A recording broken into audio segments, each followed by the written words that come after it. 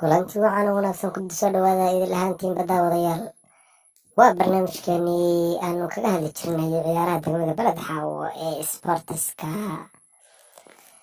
maalmahan dambe waxaa hareeyay buuq aad iyo aad u badan ayaa hareeyay degmada baled xaawo, buuqaas oo ku saabsan in uu yiri gudoomiyaha sportiska degmada baled xaawo uu ku dhawaaqay inuu xilka iska dhigayo.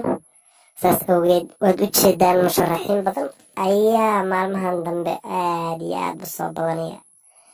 dhalinyaradu aad iyo aad waxay u haminayaan oo hamuun waaliya u qabaan xilalka sportiska ee degmada baled xaawo. waxaan ilaa hadda diiwaangelinay ilaa 5 xubnood oo musharaxiin ah oo u tartamaya xilka sportiska degmada baled xaawo. waanu idinla wadaagi doonaa musharaxiintaas oo mid walba CV-giisa soo bandhigayo. waxaad kala socon doontaan Gadiid Media Production barta aan ku leenahay YouTube-ka iyo page-ka Facebook-ga Maxamed Cabduqaadir Xirsi.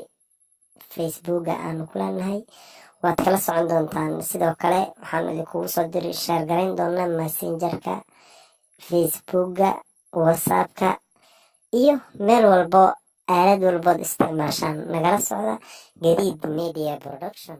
kusoo dhawaada.